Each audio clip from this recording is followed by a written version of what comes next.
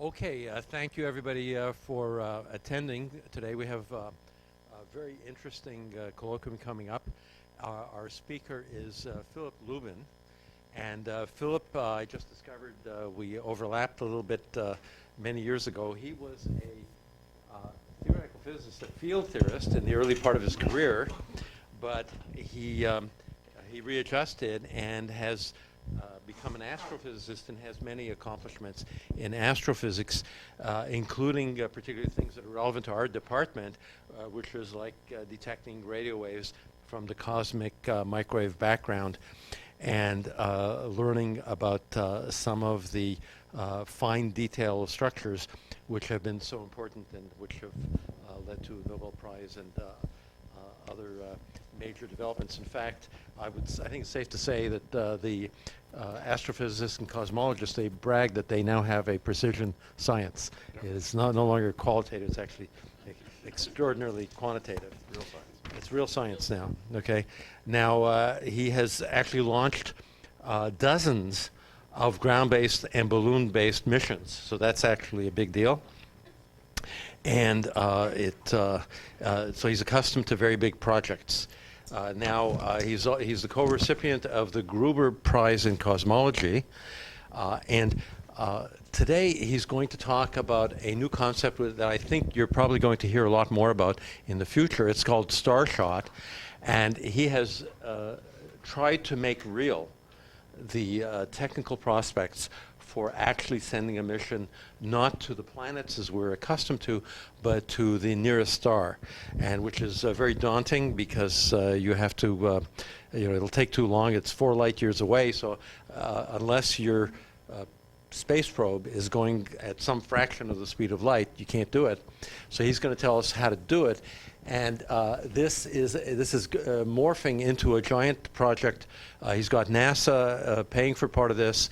He has attracted funding from Yuri Milner, the Russian billionaire, and it looks like it's going to develop into a big project by society, as long as we can keep society together. Okay, then we'll be able to do things like this. So, Philip, tell us how to go to the nearest star. Great. Okay. Thank you.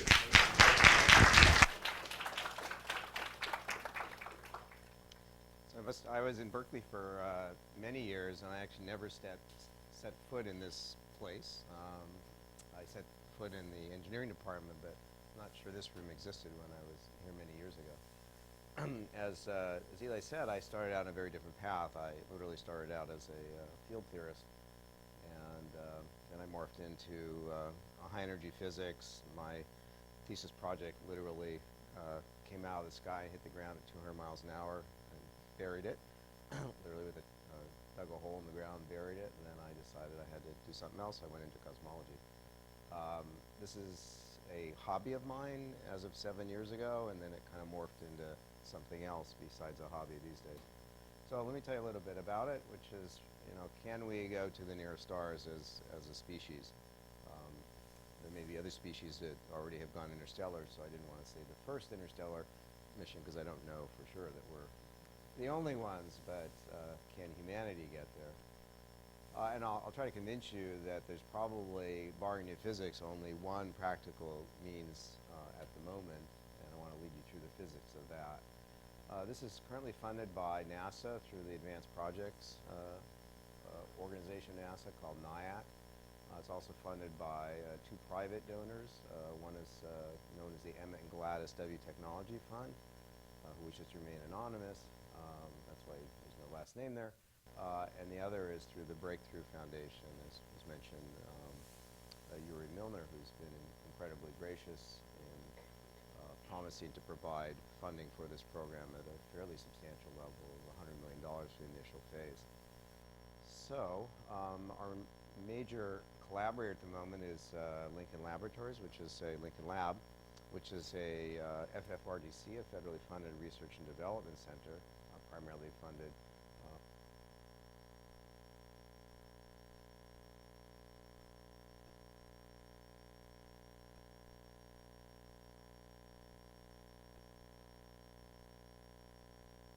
I'm I'm speaking here as well as other places is to engage people that might be interested in this program, because it's not a short-term program, and it will certainly outlive me if it goes according to schedule that I imagine, and therefore needs particularly young people to get involved and lead it. And we have one of your students, Travis Brashear, is in the back there, might want to raise your hand, has been critical in pushing this project forward and is young enough to see its fruition. So drop a postcard in my grave when it goes. There's a long and rather horrendous paper on the archives called The Roadmap to Interstellar Flight. I think it's roughly 70 pages if you're interested in some of the details. Okay. We have about 50 papers in addition to that one that you might want to look at that cover areas from planetary defense to space debris mitigation, lots of technical papers on optical modeling, and a paper for implications for other civilizations that might possess this technology and what we might see, and I'll come back to that at the very end. There's also papers on active LiDAR illumination of the solar system, a bunch of other things that you can do with this. And this kind of technology, as I'll try to convince you, once you master it, opens up a whole realm of possibilities which are not currently a part of our capability. So one philosophical question to talk about here is, why go anywhere? Why even go to colloquia when you could just sit home and, probably find on YouTube later. So, why should we visit anything? Which is a valid question to ask. Shouldn't dismiss valid questions, and this is a valid question.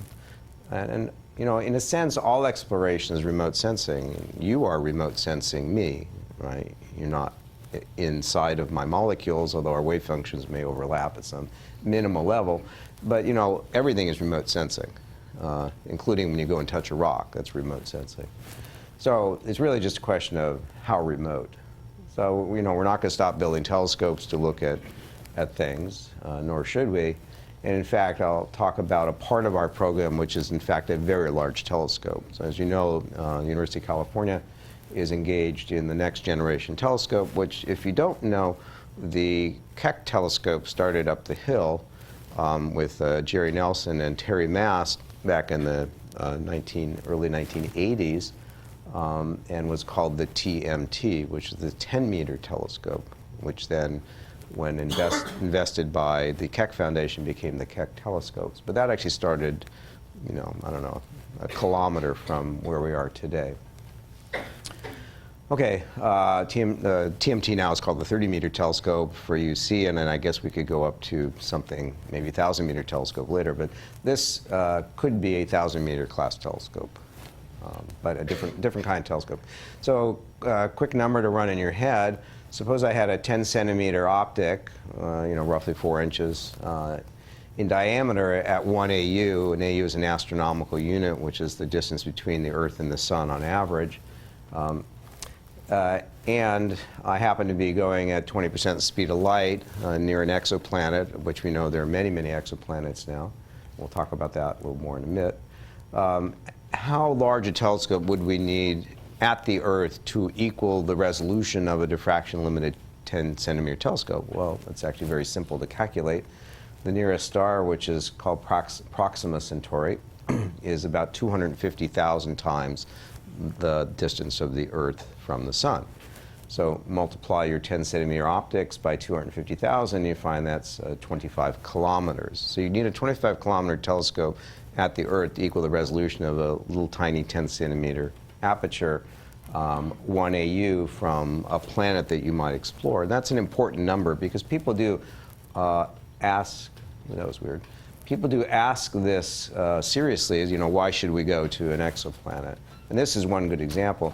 Now, you don't have to be 1 AU from an exoplanet. You can get very close to an exoplanet in theory with this. So if you're at 1/10 of an AU, you'd require a 250-kilometer class telescope. And that's daunting. Not saying it's impossible, but nothing's impossible unless it violates some laws of physics that are real. So if someone asks you that, you might want to just think about it. It's very simple. In addition, this is totally different than the current paradigm where you launch a major mission maybe once every few years or a decade. In this kind of system, which would be launching small spacecraft, you can launch them every few minutes. And that totally changes the way in which you might think about space exploration. With the Starship program, which is being funded by the Breakthrough Foundation, the idea is to have a ground-based version, which is obviously much cheaper, and rather than taking literally about 5 times the amount of power that California draws at max, which would shut down the state plus a few other states, we would store the energy, accumulate it slowly, maybe once a week or every few days. We would fire a battery bank and power a mission, which only takes about 200 seconds to launch a spacecraft. So it's very fast. And then you get it up to 20% speed light, and then it's gone. And then you launch the next one. Okay, it's a very different way of looking at things. So we started this program quite a while ago and finally got some NASA funding from a 2014 proposal. We got rejected at first as being a little bit too far out, but finally they funded it. We're still pretty far out. I got a note one day from one of my colleagues who said, have you seen the FY17 appropriations bill that was written up, which mentions our work? And that was kind of a surprise to me, is that someone in Congress, whose name is John Culberson, who's the head of the Appropriations Committee, found out about our work, unknown to me. I never talked to him before. And he put it in the appropriations bill for 2017, saying NASA has to do this.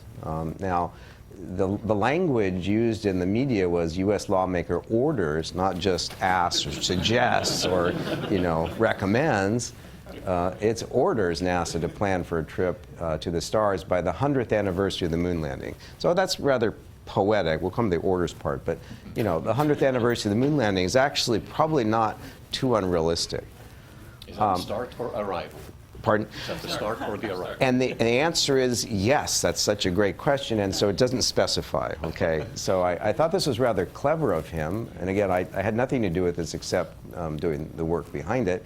And then the bill actually calls out specifically us by name. What was his question about arrival? Well, his question was, is 2069 when you launch or when you arrive? Oh. Okay, and so it's fudged by saying yes. Okay. I finally met him. I went to Congress to meet him because I was curious, and I asked him, first of all, why are you trolling, looking for, nerdy things that people do? And he told me, well, he actually reads, and he was very proud of that. And then he told me that he actually ordered NASA to perform the Europa mission. And apparently that's true. I talked to a number of other people, because he's a very passionate person. I thought, well, maybe he's just being a little bit of, over the top, but it turns out that he really did force that mission through, and it's actually a very important mission. So I don't know what will happen with this. Writing into the budget request does not mean that there's money for the budget. So they're two different things. He's also asked for FY18 to put things in. So I don't know what's going to happen there. Okay, it's a really long ways to the next star, so something to keep in mind is that the fastest mission that's not just a gravitational dive mission is Voyager, which does have some gravitational assists, so it's not quite fair because this is a little bit optimistic, but basically we know how, with chemistry, to get to a bit less than 20 kilometers per second, and that's it. It would take 100,000 years to get to the nearest stars, so that's kind of a long time for most graduate students to wait. I don't know. I mean, I could conceive of it. I'm not sure that's that long, but it depends. I mean, okay. So why go anywhere? Well, it turns out from recent data, I don't know if you follow this, but astronomers have now concluded there's a lot more planets in the universe than we thought was the case. And on average, there's about 1 planet per star. That's the average number now. That does not mean every star is a planet. Some stars, for example, recently we found one that had 7 planets. And there are probably some stars that don't have any planets. But on average, it's 1. And for the collection of stars known as M-class stars, which are slightly cooler than our sun, which is a G2 class star, there are probably closer to 3 planets per star on average. These numbers are a little bit uncertain, but we're quite certain there are many, many planets. So within about 20 light years of the Earth, there's over 150 stars and probably 300 planets or more. And we'd like to go out and look at them in detail. Well, in August, we found out that our nearest star, which is Proxima Centauri, which is about a little over 4.2 light years away, there is at least one planet. And it happens to be probably in what's called the habitable zone, which means that water can exist in the liquid state, neither just gas or just ice. So we think that, I mean, we're very anthropomorphic. We have no idea what life is, let alone, you know, what is out in space. But we think that life might be associated with liquid water. That's just a guess on our part. I don't know if this will play or not. Probably not. It's okay, we'll just go on. Okay, so let's talk about things that you're familiar with. So you all watched rockets launched, and they're quite beautiful to watch. This is a picture of the so-called Merlin engine in the SpaceX factory in Hawthorne, California. And they can put these together pretty rapidly. It's pretty neat. If you ever have a chance, you know, visit the SpaceX facility. They hire a lot of people, and they do some really nice work. We've gone down there, given a couple of talks on the subject, and just telling about what we're doing.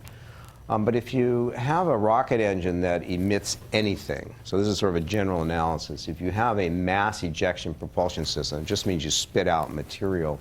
The figure of merit is called the ISP, or specific impulse, given the letter I with a little subscript SP. If you ever see that, that's what it means.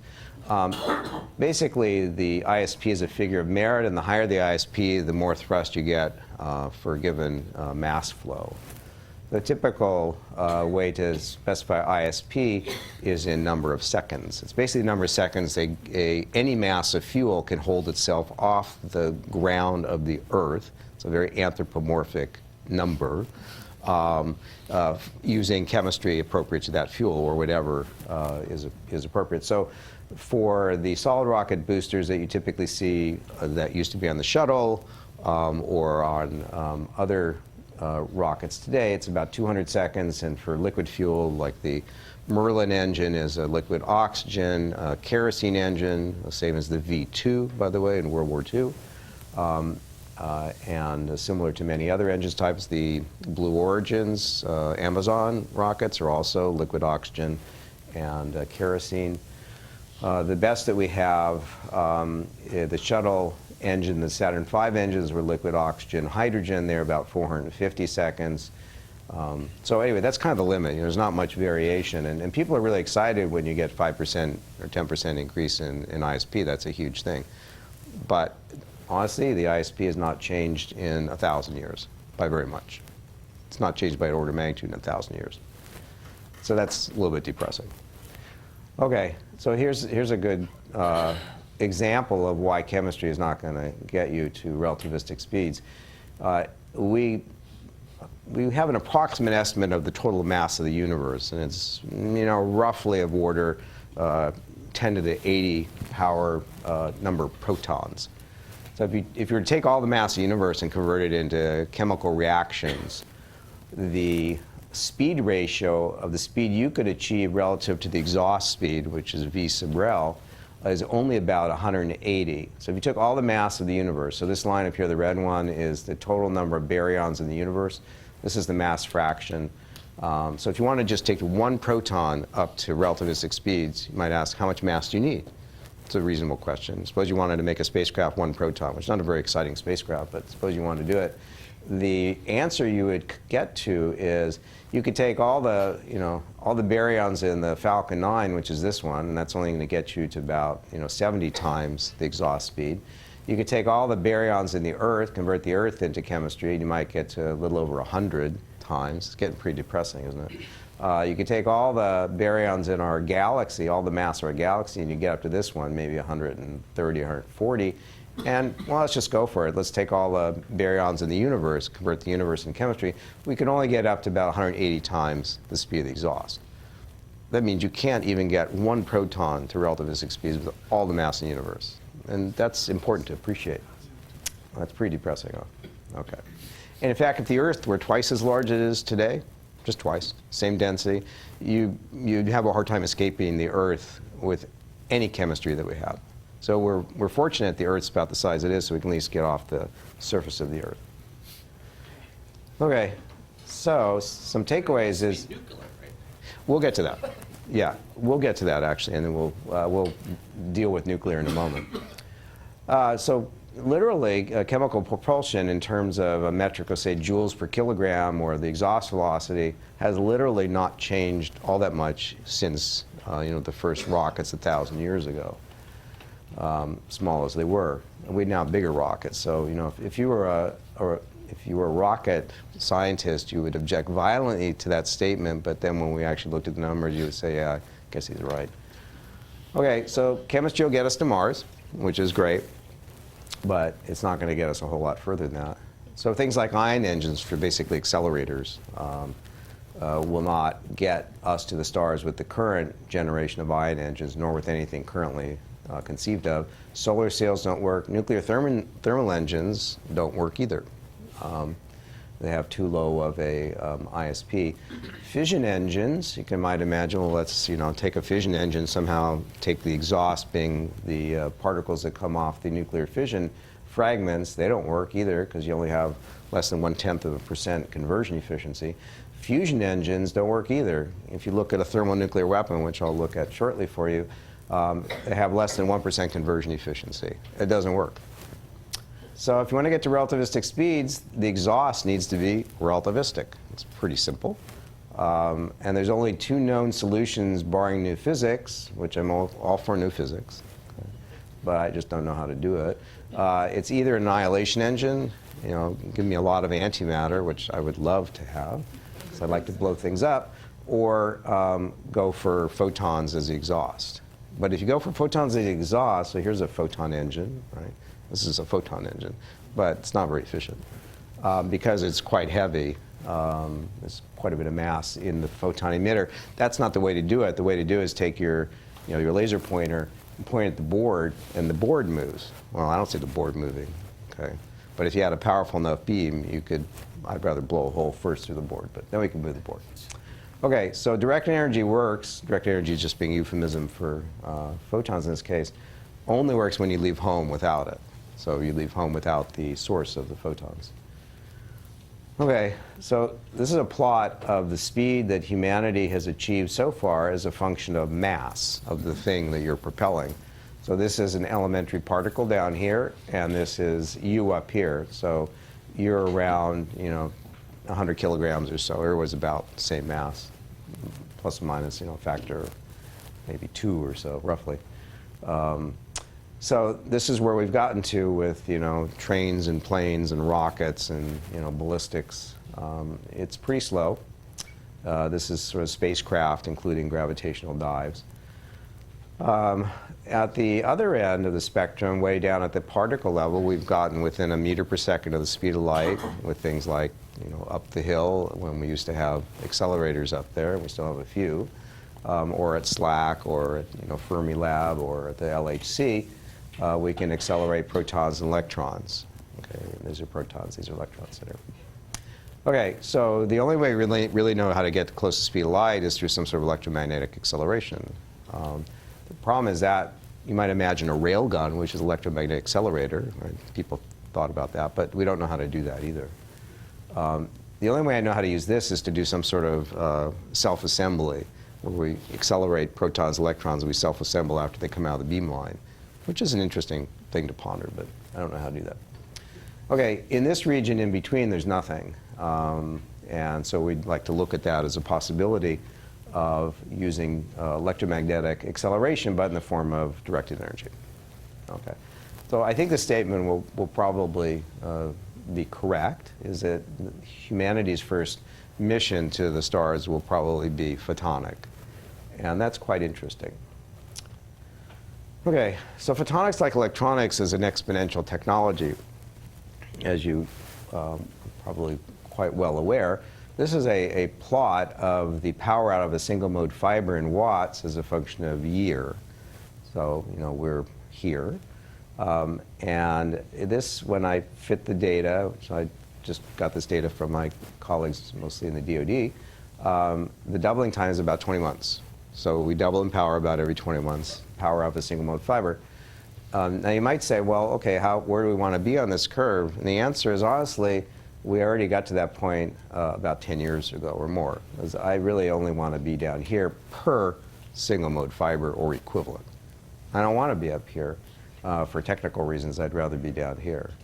Okay, so that's not the problem. The problem is the following: can I afford to build it? So the price per watt has been dropping exponentially for a particular type of system, which is a ytterbium fiber amplifier. So if you're familiar with telecom, erbium, ER versus ytterbium, is used and has also been on an exponential decline. This is a particular type of amplifier that's mostly not used as much in civilian applications, but is relevant to what we're doing. And if we stayed on this curve for about 15 more years, we would hit the price point where we could afford this. Now, a good discussion is the following. If I look around this room, okay, so you guys have gone to some LED lighting here. So you might ask the question, what is the price per watt of LED lighting at the production level? And if you ask what it is, the answer is it's a couple pennies per watt at the production level. I mean, what's actually inside, not that what you pay for it at quantity one in the hardware store for the full device, but just the gallium nitride costs, or really quite. People say it's dirt cheap. I don't know if dirt can be expensive, but it's low cost. Okay, and we would love to be at that point with laser amplifications. Well, if you talk to people like Ellie and others, that's might be possible. And certainly if we stay on this curve for 15 years, we will be at that point. Well, it's already dropped by a factor of several hundred over the last little over a decade. So we're going in the right direction. When you look at the cost of materials for these things, that's not the issue. It's all NRE, all right? And human labor. It's not cost of materials. So, yes? You just said that you don't want to go for the high power laser.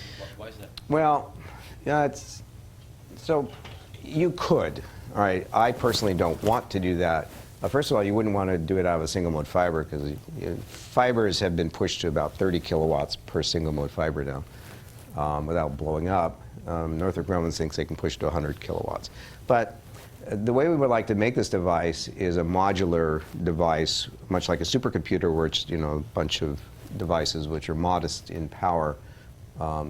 And I think there's a sweet spot in terms of the adaptive optics portion, which has to do with the atmosphere, if we stay inside the atmosphere, to be somewhere between 100 watts and a kilowatt per module. Now, there's many ways to slice this thing up. We're looking at some semiconductor approaches, which would be 1/10 of a watt per fundamental element. And we'll get to that later, but the point I want to make here is that I don't need to be off this curve somewhere 15 years from now. In fact, I'm quite happy to be down here. The current state of the art for ytterbium amplifiers is 3 kilowatts, but I don't want to use them because the coherence length is too short because they're in the SBS limit. I'd rather operate down here if I use that technology, but there are other technologies that are very promising that will probably be better in the long run. And feel free to ask questions, interrupt. I like questions. So. Okay, well, how do you make a gigantic laser pointer? Because everyone would like to have, a 100 gigawatt laser pointer. They could say, I need that parking spot now, okay? Move or else. I mean, all cars should be equipped with that. Right? You push instead of the biohazard button on the Tesla, it's the move now or else button. Okay, the way you do that is much like the way you build a supercomputer. Is you take a bunch of amplifiers, it's equivalent of analogous to CPUs, you gang them together in parallel. You synchronize them. In this case, there's a master oscillator. This is what's called a MOPA design, a master oscillator power amplifier design, MOPA.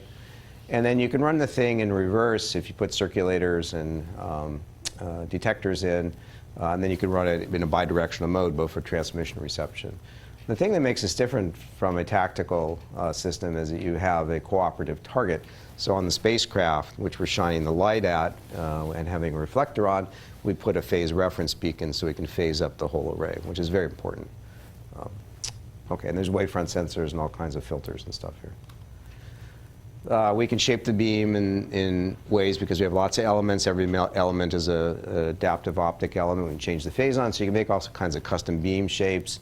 So we can, in theory, make a kind of a minimum in the beam and therefore stabilize the payload. Yes? So I'm just wondering, if you needed to correct the course of the spacecraft, how would you make the whole laser, I guess, logical?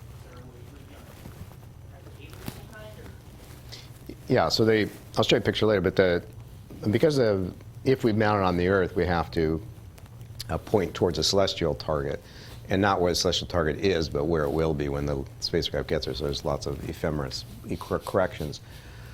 You can change the pointing of a phased array by changing the phase of each element. That gives you some measure of pointing. If you require large motion, and which we require a little bit larger motion than we can probably do electronically, then you have to steer mechanically. So there's a rather complicated mounting structure for this. So it's done in sub-elements, modules that are on mounts that can point towards a target you want to shoot. And then you don't actually track the spacecraft. That's the problem here, is because we're outside the servo loop of the system. We're causally disconnected compared to the time scales of the fluctuations. And I'll show you a power spectrum in a bit. So the spacecraft has to follow the beam. So you point the beam, you put the spacecraft like a bubble or a cone or something in this minimum, and we're trying to figure out how to get the spacecraft to move with the beam. And that's a problem when you go for ultra-high speeds at long distances, when you have problems in the atmosphere, or just problems in the system. Yes? Isn't the spacecraft always going to move away from the beam? Yeah, yes, the spacecraft had better move away from the beam, otherwise we're not doing our job. Directly. So it sounds like the only way, your only rudder is the location of the beam source. Correct. Right. So if you wanted to move over there, you have to move the beam source over here. Yeah, so the idea is to point. And the Earth is moving too. So. Correct. So you have to correct for the Earth's motion. The Earth moves, if you're at the equator, the Earth it's rotating at 15 degrees per hour, so it's 15 arc minutes per minute or 15 arc seconds per second. We're only on for a border 100 seconds or so you need to move 100 times 15 arc seconds per second, about 1,500 arc seconds. So it's not a huge amount. It's about half a degree. So you have to be able to track. We might be able to do it all electronically. We're kind of looking at that. You can select where that half a degree is. I didn't know your duty cycle was so small. Yeah, it's quite small. The acceleration happens very rapidly. This thing goes out at tens of thousands of Gs. So it goes out essentially like an artillery shell or a bullet. It's pretty wild, yeah. Okay, if you're interested in the details or can't sleep, look at the paper. The speed that you get to goes like the square root of the power, which is P naught. There's some reflectivity term you can ignore. The size of the array, because that sets the spot size. Larger arrays have smaller spots at a given distance. Goes inversely like the square root, so this is all in the square root. And then it goes like the mass of the spacecraft, the density of the reflector, and the thickness of the reflector to the minus 1/4 power. So there's a little bit of strange math going on there, but yes? What keeps the craft from melting? Oh, that costs extra, okay? If you don't want... in fact, I'll tell you some other things that cost extra, too, which is how we make our money. So if we're going to put people on board, we have a little ATM machine that says, if you want not to be vaporized, insert your Yeah, I'll get to that in a moment, okay? That's a particularly important question, okay? But I love questions. If someone asks me a question that I can't answer, or it's a serious problem I want to know, that one, however, I have thought about, okay? So, yes? What about the directional precision? If I only accelerate for a few minutes and then this thing flies for a long, long time, I mean, do we really expect it's right on target from the beginning? No, we want to point to within about an arc second of the target. Okay. And then there are small thrusters on board the spacecraft that can move at a limited amount of translational distance, which turns out to be about an AU if you use photon thrusters, or several hundred or thousand AU if you're using electrospray or ion beam thrusters. And then there's thrusters on board to reorient it for pointing. So I have a little example here if you want to take a look at an example of a spacecraft. Just happen to have one in my bag. You can kind of pass it around. So, but these are just samples of things that our lab produces, not the final product at all. So you only hit it once? Pardon? I'm getting the impression you only hit it once. Yeah, you hit it once, it's gone. Is that only? Yeah, can you hang on to your questions? Yeah, it's gone, and yeah. Okay, so you can accelerate all kinds of things, not just little tiny things. So this is speed versus array size for different flux values at the aperture of the array. 100 kilowatts per square meter is kind of the state of the art, which is currently being used for some systems. down to a kilowatt per square meter, which is kind of like sunlight value. So this is 10% speed of light, 1%, 0.1, and 0.01. Voyager's down here. So you can get to relativistic speeds. This is for a gram, this is for a kilogram, this is for 100 kilograms. It's not limited to just really light things, low mass, it's just lower mass is faster. Okay, so that's something important to keep in mind. There's a lot of energy in a spacecraft. If you're going at 30% speed of light and you have a gram, it's a kiloton. Okay, so it's like a small tactical nuclear weapon. If you have a kilogram, it's a megaton. Right, so you might be a little careful where you point it. What about nuclear engines? So if you look in the literature, you'll find a project called Project Daedalus, which was a paper study of using fusion power. In this case, it's inertial ICF, inertial confinement fusion. This is electron beam driven fusion. So they spit out pellets, kind of like the old Project Orion, which was using nuclear weapons, spit out the exhaust, which I think was a great idea. And luckily, Freeman Dyson is still alive, so if you ever get a chance to talk to him, he'll tell you great stories about that. When you plug in the numbers for the efficiency of the best fusion devices we have, most efficient ones, which are thermonuclear weapons, you find it's about 5 megatons per ton is the energy yield per unit mass. And that means that it doesn't work. And if you look at this paper study, you'll find that it's extraordinarily sensitive to this number because it goes exponentially with the efficiency of this number, because there's an exponential here. And therefore, this whole design, it just doesn't function. And you're forced to extraordinarily large masses. They wanted to mine 46 million, that's million, kilograms of helium-3, which, if you know anything about helium-3, helium-3 currently today is about $2,000 per STP liter.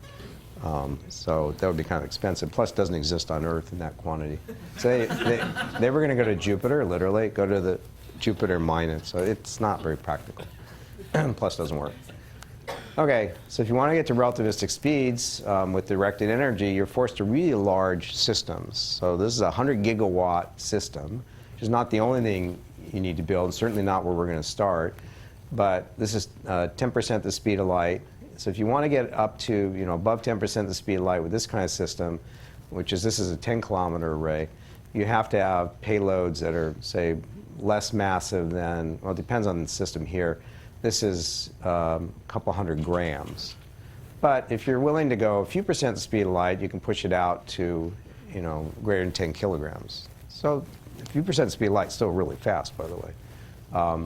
But if you want to go to the nearest star, say in 20 years, you got to push it up to about 20% or greater the speed of light. So our NASA program is focused on that, as well as the Starshot program. Okay, what about going to Mars? So when I go to SpaceX, they're not really interested in going interstellar, but they are interested in going to Mars.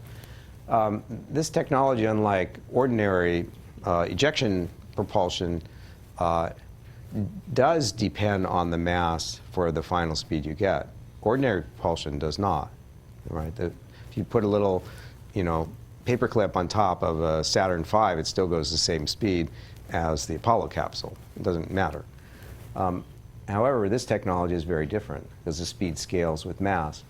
So here's just focus on the red line. This is the time in days to get to Mars, assuming you could slow down at Mars with a similar system. So, far distant future. It would take about 8 hours to get to Mars with a kilogram. So if you wanted to order on Amazon and you're on Mars and say, I really like those, sneakers and I really just got to have them. So you could, get them. If you order them in the morning, you can get them in the evening. 10 kilograms takes a day. This is the mass of the Orion capsule, which is in the NASA capsule being designed for a Martian mission. A little bit less than this is the mass of the Dragon capsule, which is a SpaceX capsule. That would take you about 15 days to get to Mars. So this is really interesting in terms of possible future missions. What acceleration would that be? It's really low. I actually took it out here. It's about 0.007 Gs, but it's on for quite a while. So it's not down here. Well, actually, at a gram, it's several tens of thousands of Gs, which humans liquefy, right? So might be what aliens like. I don't know, liquid humans. I'm not sure. Maybe for a protein drink. But Yeah, down at a, it scales inversely with the mass. So by the time you get to 10 tons, it's really low acceleration. Okay, we've been making, I think we're in generation 4 of the spacecraft. This is, this is a meter, no, this is a regular quarter. So this one has laser comm on board and sensors, and there'll be imaging on board. There's photon thrusters on the edge, which is just a fancy name for LED. It sounds much cooler when you say photon thruster. Oh my goodness. Hit the warp button. Well, these are actually probably lasers, but whatever. So actually, if you look closely at it, someone actually figured it out. If you look closely, you'll see an NCC number here. So. Okay. There's lots of things for engineering departments to really think about on a project like this. One is, I'm not convinced that going small is the way to go anymore. I was in the beginning, but now I'm starting to rethink this. There was some nice work done at IBM, and Eli's company has done great work on very thin film semiconductors. So you can imagine a piece of silicon which is a micron thick, and the depth of the channels in typical fabrication, is sub 30 nanometers. So you don't need 500 micron or 300 micron thick wafers. They only make them that way because they're easy to handle. But if you make it very thin, which was done in this IBM work, where they literally took Kapton tape, cleaved it, peeled it off. I mean, it's really crude, but it worked. It's like a piece of plastic almost, very flexible, doesn't shatter very easily. Okay, so this is a possible path forward. So just to give you an example, we're currently, I believe, and you know better than I think we're at 0.5 meter in the semiconductor industry for wafers. I think that's level. So if with currently 14 nanometer silicon processing, if you had a meter, just to make it easy, it would have a mass of 1 gram if it were 0.4 microns thick, which is not impossible to imagine. No one's done this yet, but it's not out of the realm of possibility. In theory, we'll have 5 nanometer processing by 2020, and we're going to go to 3D. So today, the density is about 25 million devices per square millimeter, or device would be a transistor. So please correct me, because you guys know, I don't know, I just looked this up. But it's about 15,000 i7 processors per square meter. So you can put a lot of stuff on a 1 meter, 1 gram wafer. You could also get a fair amount of electrical power. If you had the solar illumination as at the Earth, you get about 500 watts per square meter, roughly. I mean, a bit less than that, but if you're outside the Earth's atmosphere, by the way. That's about a little over 30% efficiency. But in the future, if we went to 3D with 30 nanometers per layer, plus 5 nanometer processing, you'd have 3,000 tera devices, 3,000 trillion devices per square meter, which is larger than the largest supercomputer today. So just imagine what you could put on these things.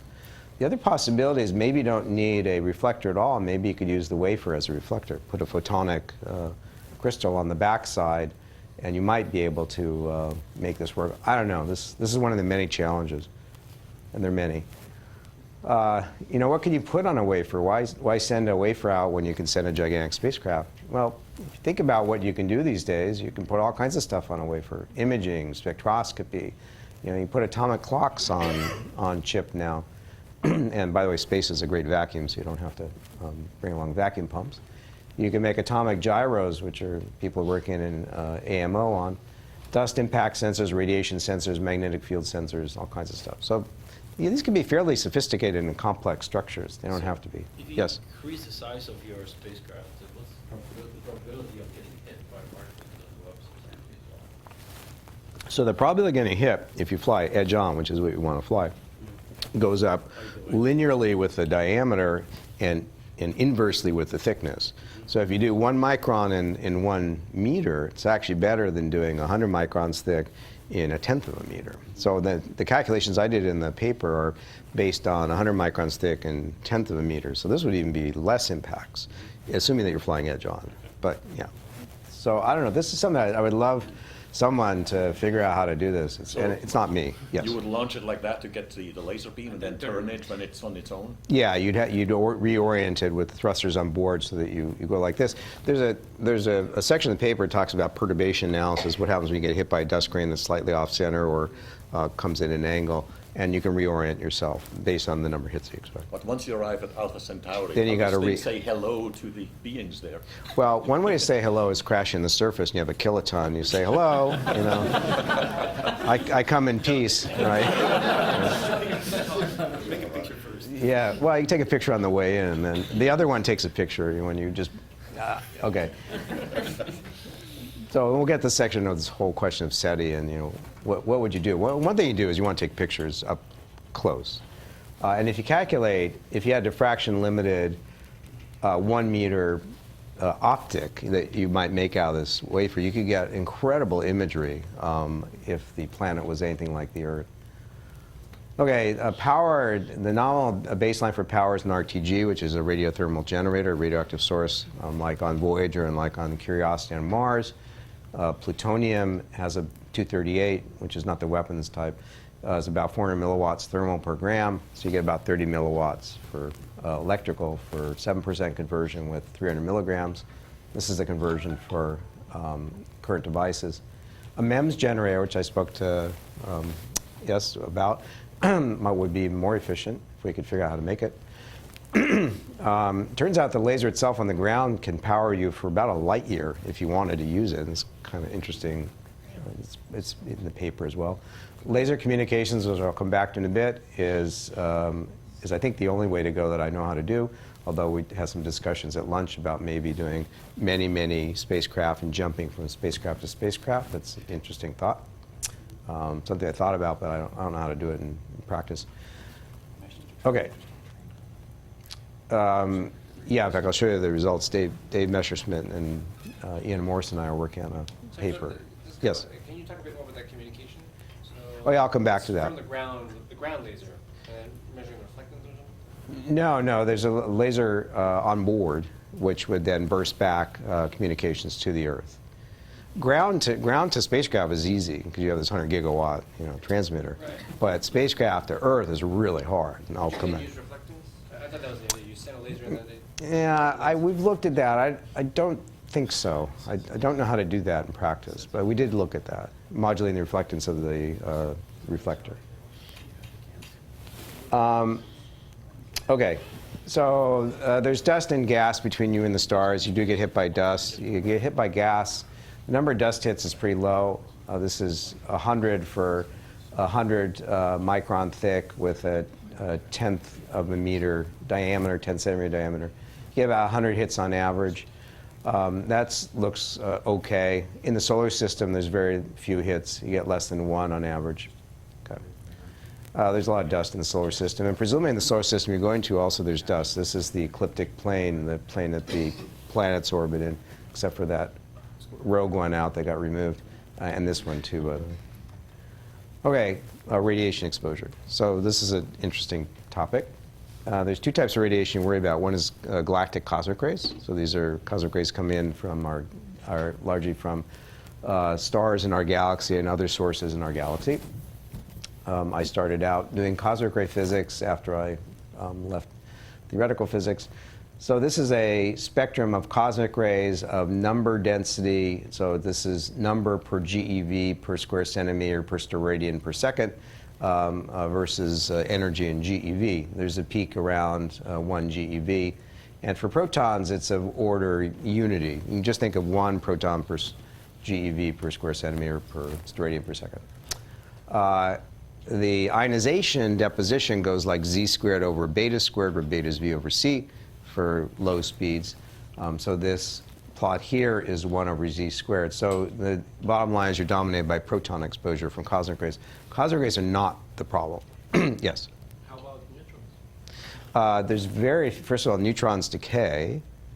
Okay, so there's almost no neutrons in the galactic cosmic rays because they would have long ago decayed unless they spallate on something. And there is a little bit of spallation, but neutrons decay, quite rapidly. So in general, you don't expect neutrons. Now, there are neutrons produced in the Earth's atmosphere by cosmic rays coming in, but this is, obviously not in the Earth's atmosphere. Does that make sense? Yeah. Yeah, okay. However, there's another interesting problem, is that the interstellar medium has protons in it. There's about 1 proton per cubic centimeter. That's the average density of protons. Well, you're going at 20% the speed of light. Those protons, which are about 1 eV of kinetic energy in their rest frame, are not 1 EV in your rest frame on the spacecraft. They're about 20 MeV. So that's one issue. The bugs are hitting the windshield, as someone mentioned to me today, really rapidly. However, the bugs are also confined to the windshield largely. So it turns out that this is the angular distribution function when you relativistically transform the ISM frame to the spacecraft frame. And it's peaked at about 10 to the minus 4 radians, which is the ratio of the speed of the ISM protons in their frame to the spacecraft speed. When you work out the distribution function, it looks like that. For electrons, there's a slightly different distribution function, but electrons are not the problem, it's protons. Okay, so now we go to a discussion of DDX, which is how much energy per unit length are they depositing. So then you saw what's called the Bethe-Bloch equation, which is a relativistic ionization equation. And you find following. So this is DDX in MeV per square centimeter per milligram of material transversed. Okay, this is a column depth. So this is for water, silicon, carbon, indium phosphide, gallium arsenide, silicon nitride. So I just went nuts one day and just to figure, well, I wrote the code, so why not just do it? And then this is the range. These dotted lines are the range. The range is over here in microns, and this is DDX. Well, this is different betas. So beta 0.4, 0.3, 0.2, 0.1. So here's 0.2 right here. So if you go up here, you find that the range is only about 1,000 microns. So they penetrate in about 1 millimeter. Okay, so that's not so bad. This is for electrons, too, where the range is measured in nanometers. They don't penetrate very far. But when you calculate the actual exposure, which is usually given in rads per whatever per year per minute, depending on what you're dealing with, just focus. This is a really complicated plot, but just focus on these lines up here, which are for different betas: 0.4, 0.3, 0.2. Here's for 0.2, where you want to focus roughly on this position here. You go over here, and you find out it's about between 10 and 100 gigarads per year. Most of you probably don't study radiation damage to semiconductors, but 100 gigarads per year is a lot of radiation damage. Okay, so the front edge, the bug deposition is phenomenal. You get a lot of bugs on the front screen. But if you just have a front screen that has a little bit of height to it, you actually shield most of the spacecraft. So it's one thing that we're looking at is, will materials fall apart at these radiation exposures? You don't put any electronics there. It's not a question of electronics exposure. It's a question of materials, nuclear dislocations. Amplitude layer? Pardon? Amplitude layer? Maybe. That's harder. Okay, well, I'll forget the moon for the moment. This might be useful, just keep you from pointing it at the Earth, which might worry some people. This might be an interesting path to really large telescopes, because you have this thing which is a phased array intrinsically, so you might be able to get to kilometer scale telescopes. That would be great for a lot of people. This is really hard. We're building things in our lab, so it's not just all on paper. With funding we have from NASA and from some donors, we're starting to build things. These are single mode fibers going into literally just lenses.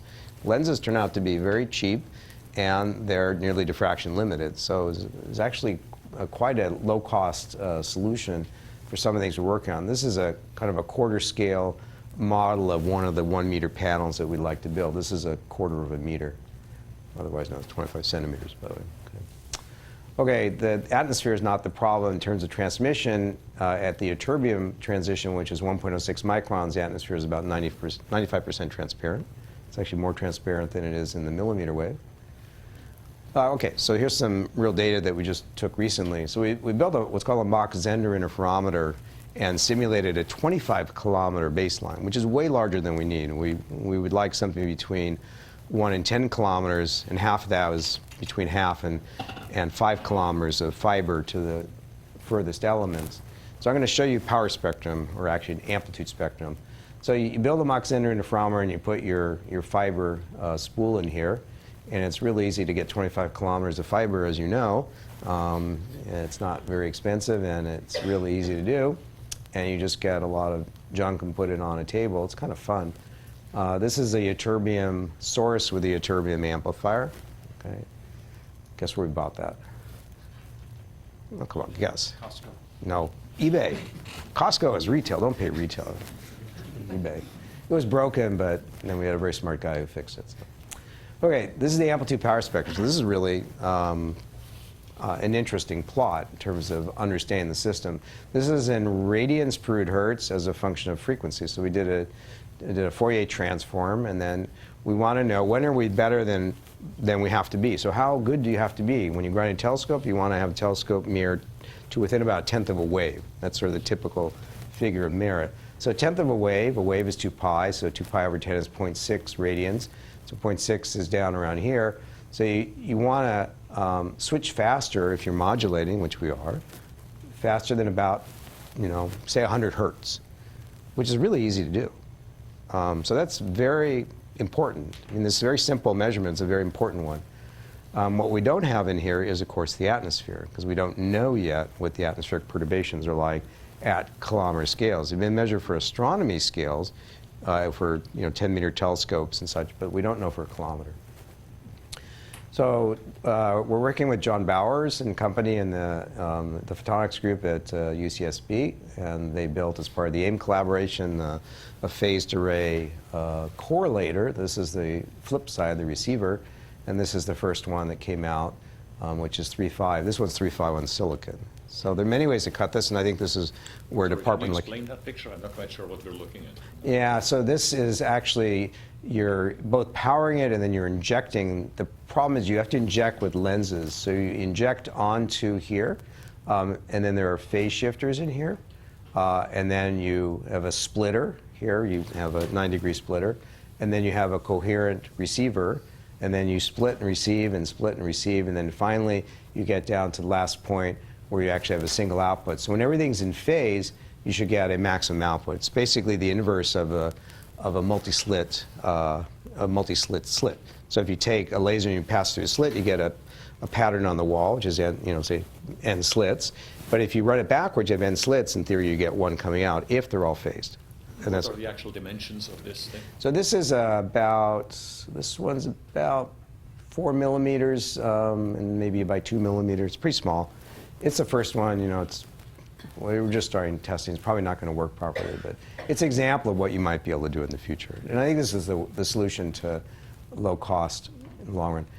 Okay, so you can use this. You build one. You can use it for all kinds of things, including planetary defense, large telescopes, asteroid mining, interplanetary travel, and space debris is really easy. All right, so there are some challenges, many, in fact. So the phased array is the big one. How do you build a kilometer array that stays in phase coherently, which is what it means to stay in phase. And what I showed you looks pretty good in terms of just the phase perturbations in the system itself. The atmosphere is another one that we have to look at. Economics are a huge issue. We need about 1,000x reduction in cost from the current 1x cost of the amplifier. So this is where I hope you guys will come into play. Radiation damage is extreme front-end damage. Okay? Communications, it'd be nice to know that it got there. And this is a really hard problem. So I'm working with your colleagues, David Messerschmidt and his colleague Ian Morrison. I'll show you some data from that. And this is really a long-term and hard problem. So it's not suitable for a graduate student unless you want to be in graduate school a really long time. Okay? And there's some policy issues.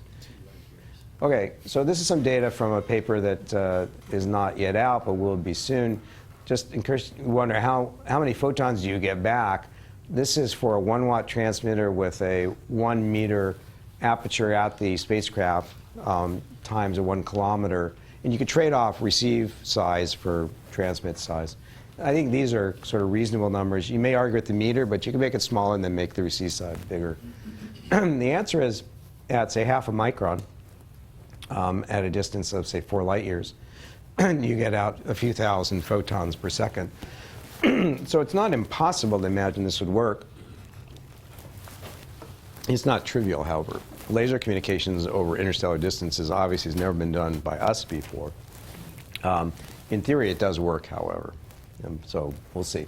And the paper that we're writing explores in great detail, looks at encoding schemes, and David and Ian have been wonderful in trying to figure out, how would you encode the data, how would you use PPM, for example, pulse position modulation as well. Did you have a question? Yeah, so for the 1,000 photon, I guess pointing isn't such a big deal because you're diffraction limited anyway, is that right? No, so pointing is a big deal. And this assumes that, this assumes really only one thing. This assumes that you run the system on the ground as a light bucket. However, when you run as a light bucket, the question is, what is the background in addition to the signal? This is the signal. So now I'm going to show you the background. Okay, and the background is you have to be careful if you run every sub-element as a incoherently added element, you have to be extremely careful. And so we would run in at least a quasi-phased array. Ideally, like a completely phased array. The problem is, to do that, you have to have a phase reference, and you no longer have your spacecraft sending back a high-power beam to you. Your spacecraft is 4 light years away. So there's an interesting trade-off here, and I'll try to lead you through it very quickly because I know we're out of time. These are backgrounds. This is the cosmic background radiation. I have frequency from 10 gigahertz to 10 gigahertz to 1,000 terahertz. This is a diffraction-limited signal. Here's photons per second per micron. This is antenna temperature. Does anyone use antenna temperature here? I would hope some people know. Yes? Okay. So normally in optical comm, you don't talk about antenna temperature, but in radio you do. And then this is intensity in photons per square meter per second per square arc second per micron. All right, the answer is ZODI dominates. The zodiacal light, which means light from our solar system, both scattered sunlight and radiated from thermal emission, dominates over all other forms of extragalactic light. So which means that if you got out of the solar system, you could do a killer IR mission because you'd no longer be dominated by the ZODI, which actually kills a lot of our IR missions. So JWST, which we're not proposing to take out of the solar system, but if you did, it'd be vastly more sensitive than it is, will be when it launches. The CIB is 100 to 10,000 times lower than ZODI, which means that you would map 10,000 to 100 million times faster. It would be an amazing mission. Yes? I'm a little confused. Isn't the background the star you're heading towards? That's another background. Yet another one, okay? One of many problems. And I do study that as well, okay? And it turns out you got to be careful there, which is why, by the way, I left off, okay, there's another plot here which I took out because I thought you wouldn't want to see antenna temperature. But when you plot this in antenna temperature, it's really interesting because you compare that temperature to the star temperature. And I have some detailed plots there if you want to see that. It gives you a direct comparison of how bright the star is. Turns out the star, if you do it carefully, is not all that bright. But that's a great question. I won't go over the atmospheric stuff. Okay, just a philosophical point. Suppose you want to go beyond the nearby stars. So, if a star is 100 light years away and you go at the speed of light, it takes you 100 years on the Earth clock to get there. But on the spacecraft clock, it takes 0 time to get there. So you can get anywhere you want in the universe in as little time as you want, just depends on how fast you go. But when you come back, it's not the same Earth. So time is relative.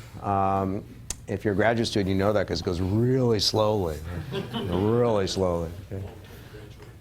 Yeah, a long time to graduate, right? We must be in some sort of very deep gravitational well here. No, I don't say it. Okay, at the speed of light, so there is no time. All right, so this, I think, becomes a philosophical question of, really the entire universe is yours to explore. It can be like Star Trek and you punch a button, but the difference is when you come back, everyone's dead or the Earth is gone or something. So maybe you just don't come back. And we're not talking about sending humans at this point. But we are actually starting to talk about studying biology. which I won't talk about today. So the Polynesian model was sort of hop from island to island rather than come back. So maybe we need to think about that. So you got to talk about how you'd amortize it. It's very expensive to build a system, although maybe not as expensive as you thought. But you could amortize it over all these different things you can do, including defending the Earth against things that you might want to put a value on. But okay, there is some policy issue. This thing is 1,000,000 times more powerful than our largest directed energy system. Maybe a little policy issue there. Okay, so you could hide your head in the sand if you want. This statement, I think, is an interesting one. You can't stop this. This is not like nuclear weapons where you can regulate it. You cannot regulate this. Now, you can regulate deployment of it, but you can't regulate the sort of basic fundamental research of it. Okay, so you need to be honest and then have some sort of international agreement. Implications for SETI and all. This is really the end. So suppose some other civilization had this technology like we're talking about developing, and we are really capable of doing this. It's just going to be a matter of time, but I don't think it'll be too long. Our galaxy has 100 billion, actually about 300 billion stars. The universe has about 100 billion galaxies. We think there are probably 10 to the 22 planets plus in the universe. That's a lot of planets. Okay, if you might want to know what happens if someone else has this or something else has this and points at us. What do we see? And the answer is you're the brightest thing in the universe when you deploy this. The brightest thing in terms of spectral energy density. So if you want to read a 60-page paper, if you're really bored or a total masochist, you might want to take a look at this. There's a paper on this called The Search for Directed Intelligence.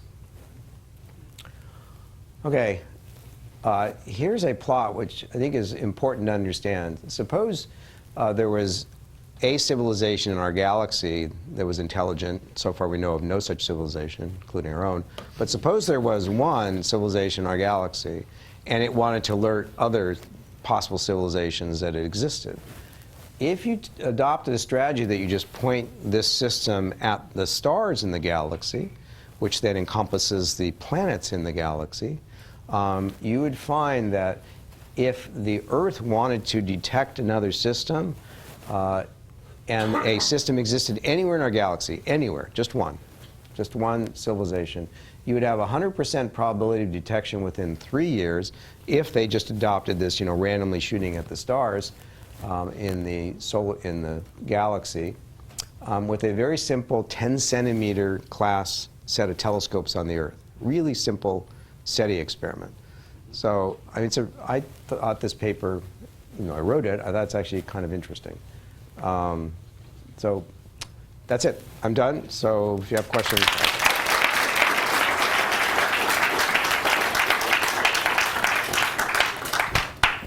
So we ran over a little bit because we asked so many questions during the talk, but I wonder if there are any other interesting questions that people have.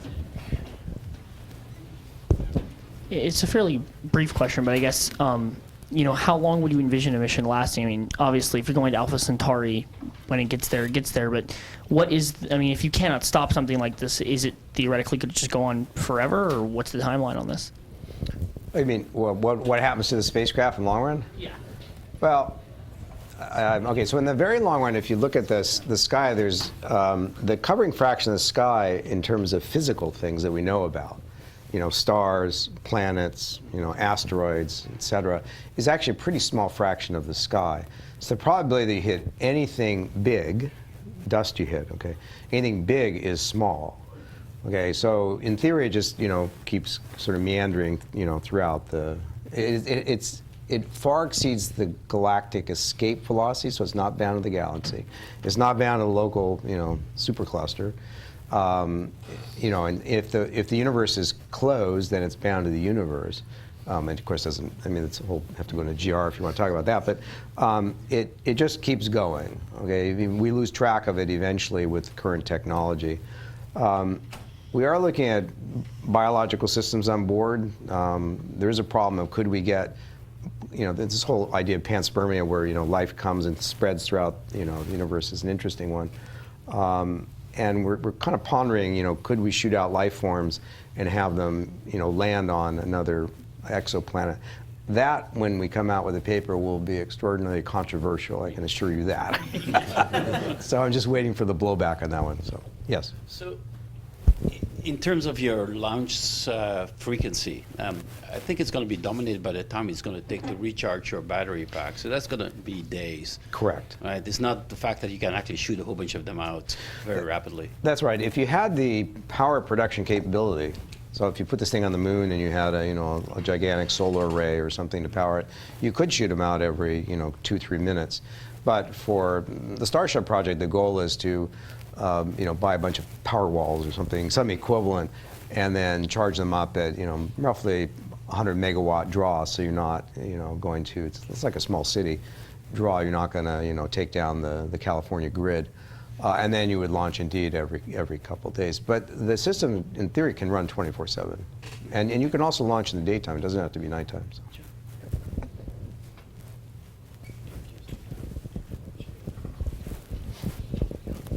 Are there some quirky relativistic effects where you're trying to rotate a meter-sized object that's traveling at speed of light?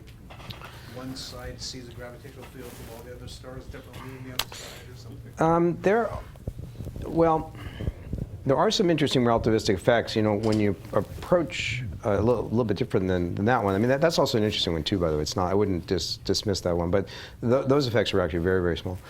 I think the more interesting effects you'd see is as you approach the exoplanet or the star, you're going to be blue shifted coming in, and then red shifted going out. So you'll see interesting color perturbations. You also see. You rotate in the frame of reference of the spacecraft. You rotate the thing you're looking at due to the finite travel of light, rather than distort it optically. So there are some interesting effects. They're not overwhelming. You do, of course, redshift the light coming back at 20% if you're going out 20% speed of light. But there's no horrendous effects, that currently.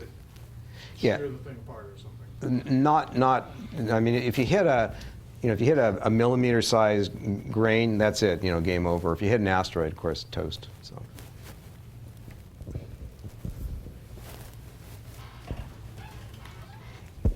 Did you cover the heat problem? How do you prevent the thing from exploding? Oh, yeah, good. So someone asked back there, right, about how do you keep it from vaporizing? Yeah, thank you for asking that again. So there are lots of materials today that exist in your everyday life that are quite capable of handling 100 gigawatts per square meter. And the simplest one I usually use as an analogy is a single mode fiber that is in your life, even if you don't know about it. So an optical fiber that's made of proper glass has a core diameter of about 9 microns. That's typical SMF-28 fiber. And if you put a watt through that, which is not unreasonable for telecom over long ranges, you get at 10 gigawatts per square meter at the tip of the fiber. And those run, without any problem at all. So there are materials today that have absorption coefficients that are below, they're roughly 10 to the minus 12 part per trillion per micron thick. They already exist, and they existed for more than 10 years. The problem is really making those things large enough to be useful, keeping the defects low enough so that you're not going to have color centers and dust on them. And so that's very much of a challenge, and coating them so they have decent reflectivity. What you want is not ultra-high reflectivity. You want ultra-low absorption. And of course, you have to prevent the light that goes through from vaporizing electronics. Metals are kind of the kiss of death on this, because a metal will basically absorb anything that's not reflected with nearly 100% efficiency. So you have to be very careful with metals. But dielectrics are already in existence that are will take far more flux than we're talking about hitting it with. So, but good question. Yeah, thank you, because I know it was asked. And by the way, if I make this sound easy, I don't mean to make it sound easy. Okay? It's not easy, okay? And we need really smart people like you to work on it. Yes.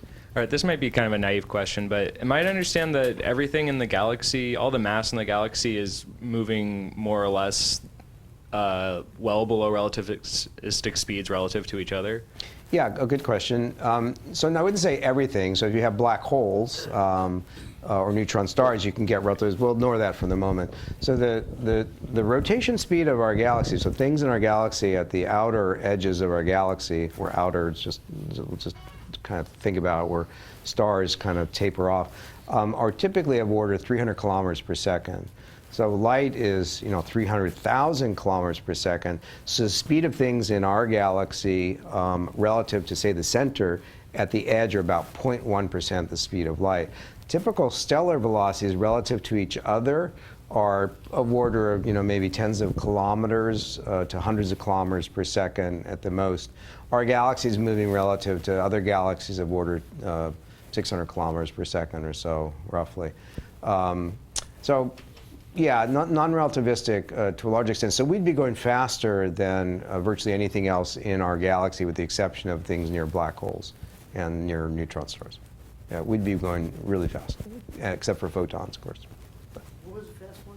The first one you talked about? Pardon? You described the first one was pretty fast. What was that? Oh, well, if you had a black hole and you're in orbit around a black hole. oh, yeah, Yeah, but that's very rare. Yeah.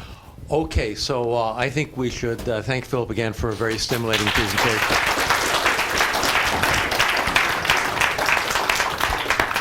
Thank you all for coming. If you're interested, check out our website or talk to me. Okay.